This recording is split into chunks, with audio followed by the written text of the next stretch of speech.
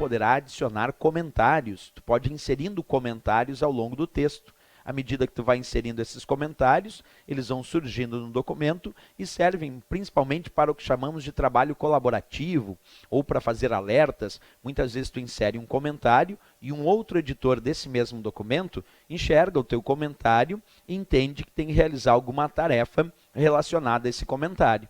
Então também podemos inserir comentários, que são breves anotações que são feitas ao longo do documento. Isso também fazemos aí na guia revisão. Outro ponto que eu também merece destaque é o controle de alterações. Se o usuário começar a alterar o documento com o controle de alterações desmarcado, então as alterações efetuadas no documento não ficarão marcadas. Agora, se tu ativar o controle de alterações e começar então a realizar alterações nesse documento, todas as alterações produzidas no documento serão marcadas. E com isso, será possível verificar num futuro quais são aquelas alterações que tu deseja aceitar ou rejeitar. Porque depois que tu realizou um processo de alterações no documento, com o controle de alterações marcado, e essas alterações, observa, vão sendo marcadas, posteriormente é possível realizar um processo de revisão, aceitando ou rejeitando cada alteração. Então tu vai passando ali na opção anterior ou próximo, alteração por alteração. E em cada alteração tu pode descrever se tu deseja aceitar ou rejeitar aquela alteração. Isso tudo tu pode fazer no controle de alterações que nós temos aqui, certo? Bem, esses são os exemplos da nossa guia revisão.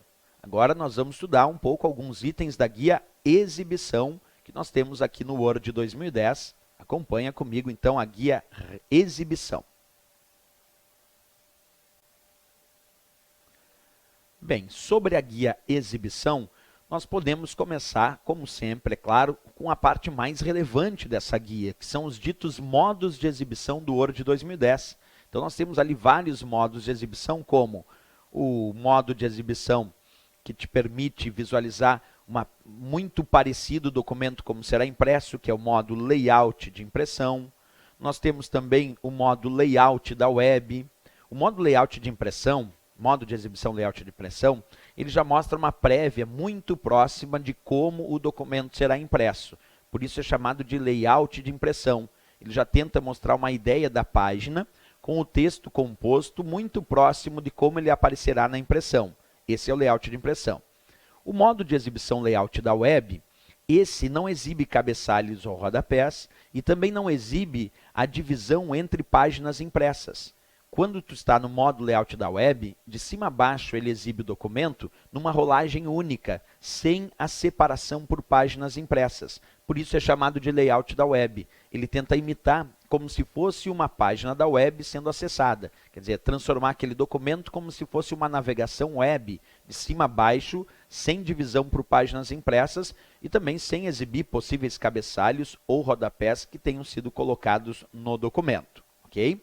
Outro ponto relevante que a gente tem em relação a esses modos de exibição é o modo de exibição estrutura de tópicos, da qual tu pode visualizar o documento como uma estrutura onde cada parágrafo é considerado um tópico. E a partir desse tópico representante de cada parágrafo, tu pode clicar, arrastar, mudando a posição de cada tópico ou parágrafo. Pode inserir a ideia de que um parágrafo vai elevar o seu nível para ser um título, por exemplo, ou rebaixar o nível daquele título para um parágrafo comum, e assim tu vai alterando toda a estrutura do documento através desse recurso chamado estrutura de tópicos que nós temos aí na guia exibição, certo? Outro ponto importante aí dentro da guia exibição, ainda sobre os modos de exibição, é a capacidade de utilização do modo chamado rascunho, que é o antigo modo de exibição normal, que é basicamente um modo para agilizar a digitação.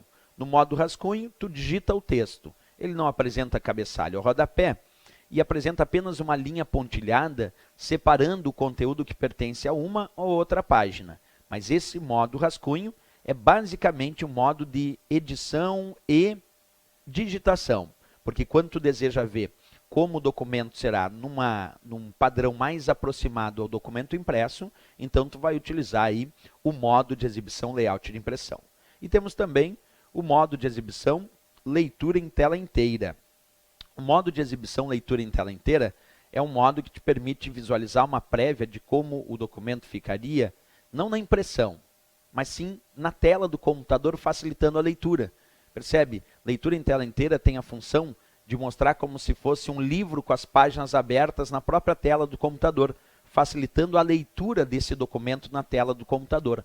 Mas o que tu enxerga no modo de exibição leitura em tela inteira não é como o documento será impresso, e sim é uma forma de facilitar a leitura desse documento através da tela, através do vídeo do computador, ok? Temos também aí na guia exibição, além desses modos de exibição que eu acabei de citar, temos também a capacidade de alterar o zoom.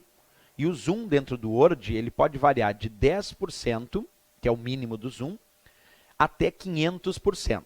Esses são os limites do zoom dentro do Word. Quando tu escolhe 10%, o zoom fica bem afastado. E quando tu escolhe 100%, o zoom fica normal. Mas se tu escolher 500%, que é o limite máximo, fica super aproximado. Então nós temos um limite aí para o zoom, indo de 10% até 500% dentro do Word.